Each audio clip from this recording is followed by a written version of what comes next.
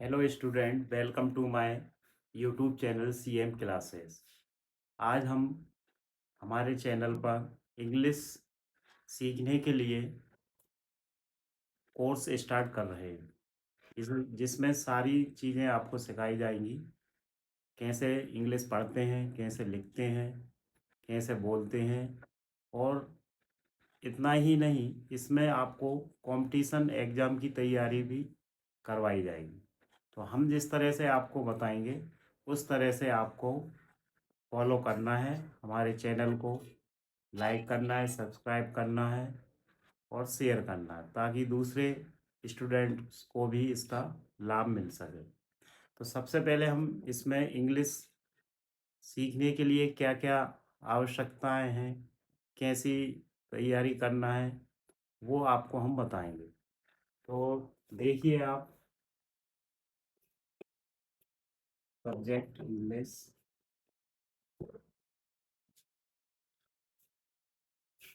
English सीखने के लिए सबसे पहले आपको ये पता होना चाहिए कि इंग्लिश सेंटेंस में, इंग्लिश बनाने के लिए वाक्य में क्या क्या शब्दों की, क्या क्या वर्ड्स की ज़रूरत होती है और कौन कौन से उसमें ग्रामेटिकल मटेरियल, ग्रामर के शब्द यूज किए जाते हैं। सबसे पहले हम बताएंगे आपको इसमें सब्जेक्ट की ज़रूरत पड़ती है। सब्जेक्ट वाक्य का, सेंटेंस का एक बहुत ही इम्पोर्टेंट भाग होता है, बहुत ही महत्वपूर्ण हिस्सा होता है। तो सब्जेक्ट के बारे में आपको बताया जाएगा। इसके बाद वर्ब के बारे में बताया जाएगा। इसके बाद ऑब्जेक्ट के बारे में बताया जाएगा। इसके बाद पूरा कंप्लीट सेंटेंस बन जाता है, इसके बारे में बताया जाएगा। इसके बाद आपको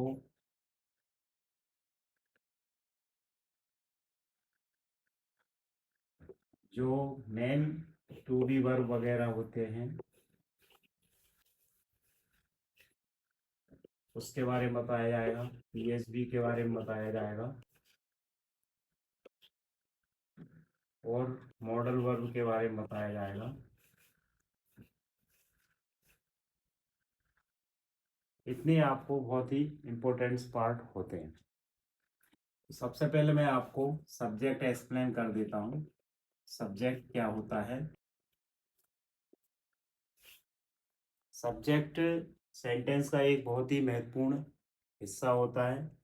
सब्जेक्ट को इंग्लिश वाक्य में कर्ता बोलते हैं, यानी कार्य करने वाला, कार्य करने वाला, जिसको इंग्लिश में कहते हैं डूअर। इसके टाइप्स होते हैं सिंगुलर सब्जेक्ट, दूसरा होता है प्लूरल सब्जेक्ट। ये टू टाइप्स के सब्जेक्ट होते हैं। तो यहीं पर कंफ्यूजन होता है स्टूडेंट को कि सिंगुलर सब्जेक्ट कौन से होते हैं, प्लूरल सब्जेक्ट कौन से होते हैं। तो ये आपको सबसे पहले समझना पड़ेगा। सिंगुलर यानी वन, यानी एक। प्लूरल यानी एक से अधिक। अब सिंगुलर सब्जेक्ट कौन से होते हैं? ही, सी, इट, कोई भी एक, कोई भी एक नाम, ये आपके सिंगुलर सब्जेक्ट होते हैं। अब प्लूरल सब्जेक्ट कौन से होते हैं? यू होता है, यू यानी तुम, दे यानी वे, वी यानी हम, दो या दो से अधिक नाम, दो या दो से अधिक नाम, ये आपके प्लूरल सब्जेक्ट के अंतर्गत आते हैं, अकॉर्डिंग आते हैं।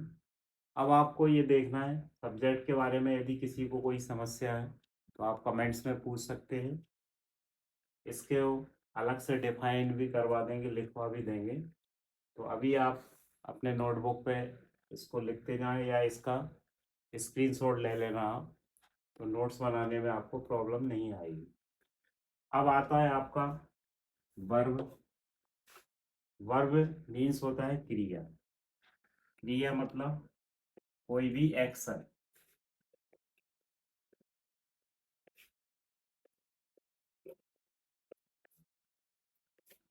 क्रिया मतलब एक्शन। मैंने यहाँ पर लिखा है वर्ब में, जैसे to be verb, PSB, modal verb, और भी होता है एम बी, जैसे बोलते हैं एम बी, यानी मेन वर्ब।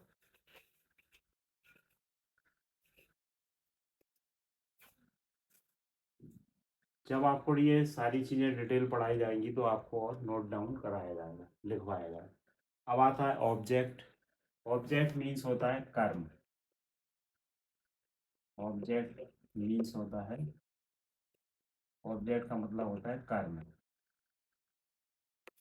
यानी जो भी कर्ता कुछ करता है, सब्जेक्ट कुछ करता है, वो उसका कर्म कहलाता है। फिर आता है सेंटेंस।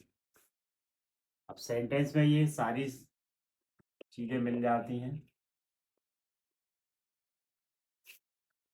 जिसको आप हिंदी में वाक्य कहते हैं। तो सेंटेंस ऐसा होता है जिसका एक निश्चित अर्थ होता है, जिसका एक निश्चित मीनिंग होता है, उसको हम सेंटेंस बोलते हैं। सेंटेंस के भी कई प्रकार होते हैं, जैसे कि सिंपल सेंटेंस, अफर्मेटिव सेंटेंस, मतलब सिंपल, अफर्मेटिव, असर्टिव, डिक्लेरेटिव, ये एक ही टाइप के होते हैं, इनके नाम अलग अलग होते हैं। इसके अलावा नेगेटिव सेंटेंस यानी नहीं वाले, नॉट वाले, इंटेरोगेटिव सेंटेंस, प्रश्नवाचक। प्रश्नवाचक में भी दो तरह के सेंटेंस होते हैं, एक नॉट वाले और एक WH वर्ड वाले, जो आपके क्वेश्चन करते हैं। इसके अलावा आपकी आती है टू बी वर्ब, इसको अपन डिटेल में पढ़ेंगे।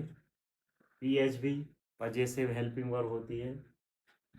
मॉडल वर्ब आपकी आती है, जिसमें आप कैन, शुड, वुड, मस्ट, इनका यूज करते हैं। मेन वर्ब यानी मुख्य क्रिया होती है, जिसमें सारे एक्शन वर्ड होते हैं। तो इतना आज की वीडियो में हम आपको बता रहे हैं, इनको अच्छे से आपको याद करना है।